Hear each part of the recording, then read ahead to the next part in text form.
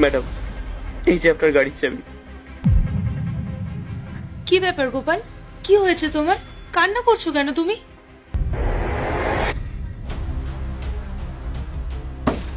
এই ড্রাইভার, এখন কি খাবার সময়?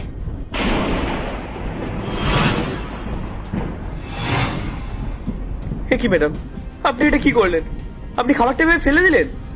তো আর কি করব, এখনো এখানে চুপচাপ বসে আছিস, আবার মুখে মুখে তর্ক করছিস। চুপচাপ উঠে দাঁড়া, দাঁড়া বলছি।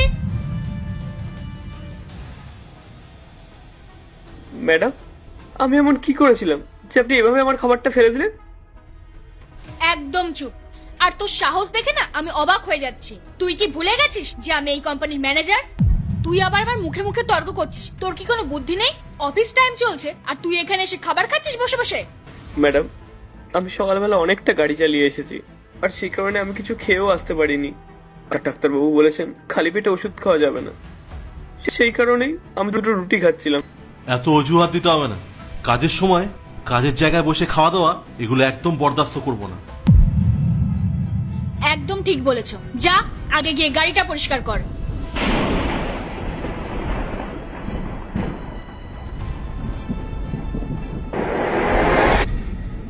তোমার সাথে এত কিছু হয়ে গেল? ঠিক আছে, তুমি গিয়ে নিজের কাজ করো। আমি যখন তোমাকে ডাকবো তখন আমার কেবিনে চলে এসো। তুমিও যাও, নিজের কাজ করো।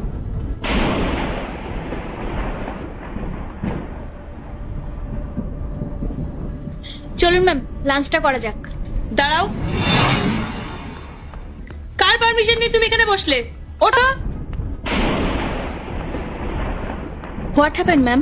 Is everything alright? আর এই যে তুমি, তোমাকে কি আলাদা করে ইনভিটেশন দিতে হবে? উঠে দাঁড়াও। ম্যাম, আপনি আজকে এত রেগে আছেন কেন? রেগে আছি কেন মানে? আজকে তোমরা দুজনে অফিসে যা করেছো সেটা কি ভুলে গেছো? কোনো পারমিশন ছাড়া তোমরা দুজনে আমার সামনের চেয়ারে বসে পড়লে। একটু ভদ্রতা নেই তোমাদের মধ্যে? ম্যাম, আজকে তো আমার মেন কাজগুলো কমপ্লিট করে দিয়েছি, আর যেটুকু পেন্ডিং আছে সেটা নয় লাঞ্চের পরেই করে নেব। আর এখন লাঞ্চ টাইম তো, তাই। চুপ! আগে সারাদিনে যা কাজ করেছো সেই সব ফাইল আমার সামনে নিয়ে এসো। আগে পেন্ডিং কাজগুলো হবে, তারপরে লাঞ্চ। ম্যাম, আপনি এটা কি বলছেন? আমরা তো বলছি যে আমরা লাঞ্চের পরে কাজটা করে দেবো। এখন তো আমাদের ব্রেক টাইম, লাঞ্চটা করতে দিন। হ্যাঁ ম্যাম, আমাদের না খুব খিদে পেয়েছে, আর এত কাজ করলে খিদে তো পাবেই, তাই না? লাঞ্চের পর আমরা পেন্ডিং কাজগুলো ঠিক করে দেব। Shut up! এই কোম্পানির ওনার কে? তুমি না আমি?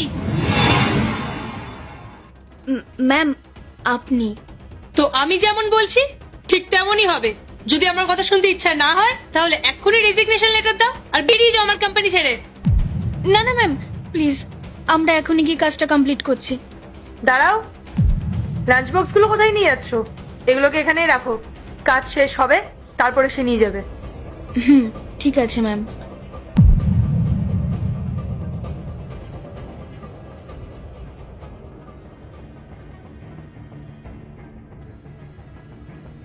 ম্যাডাম, আপনার দেওয়া প্রজেক্ট কমপ্লিট, আর যতগুলো পেন্ডিং কাজ ছিল সেটা আমরা 2টো বাজার আগে কমপ্লিট করে দিয়েছি। হ্যাঁ ম্যাম, আপনি চেক করে দেখতে পারেন, একটাও ছোট কাজ আমরা বাকি রাখিনি।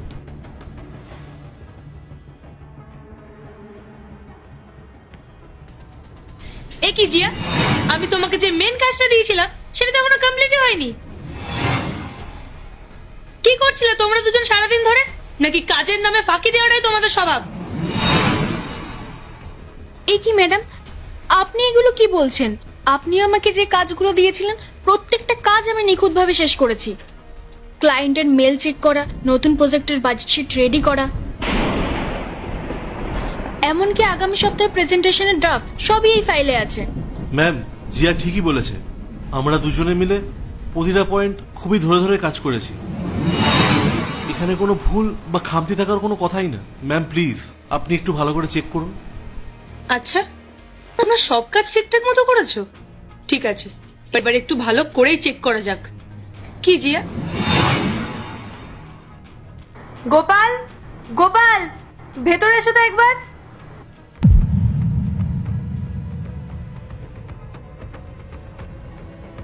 কি জিয়া, চেনো ওকে? হ্যাঁ হ্যাঁ ম্যাম, কেন চিনবো না? ও তো এই কোম্পানির ড্রাইভার। বাহ, চিনতে পেরেছো দেখছি। আর ও যে এই কোম্পানির ড্রাইভার সেটাও তোমার মনে আছে। কিন্তু আজকে সকালে তোমরা দুজনে ওর সাথে যে খারাপ ব্যবহারটা করেছো, কই সেটা তো এই ফাইলে লেখা নেই জিয়া। ম্যাডাম, আপনি কিসের কথা বলছেন? আমি তো কিছুই বুঝতে পারছি না। আমরা ওর সাথে আবার কি করলাম? ও নিশ্চয়ই আপনাকে মিথ্যা কথা বলেছে।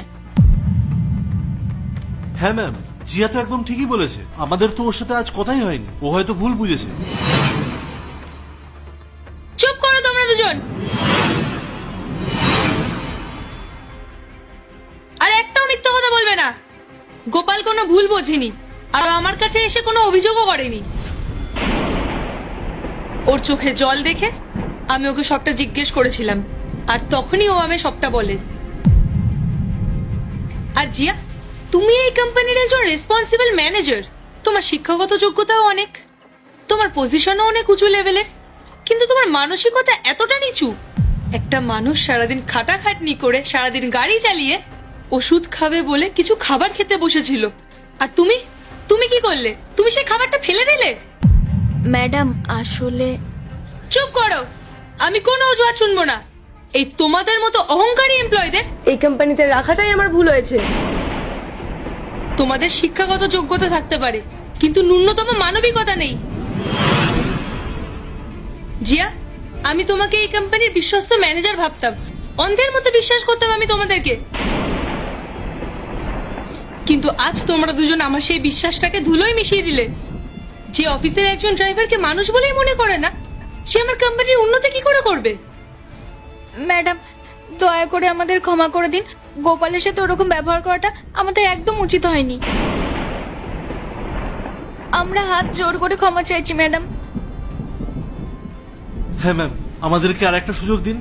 এরকম আর কখনো হবে না। আমরা আমাদের ভুলটা বুঝতে পেরেছি। ঠিক আছে, তোমাদের পুরনো কাজের রেকর্ড ভালো বলেই আজ তোমাদের এই ভুলটাকে আমি প্রথম আর শেষ ভুল ভেবে ক্ষমা করে দিচ্ছি। তবে তোমরা দুজনেই আমার একটা কথা কান খুলে শুনে নাও। এরপর যদি কোনোদিন আমার অফিসের কোনো কর্মচারীর সাথে তোমরা এইরকম ব্যবহার করেছো, তাহলে কিন্তু বিনা নোটিসেই তোমাদেরকে আমি আমার কোম্পানি থেকে বার করে দেব। সরি ম্যাডাম, আর কোনোদিন এরকম সুযোগ আসবে না, আমরা কথা দিচ্ছি।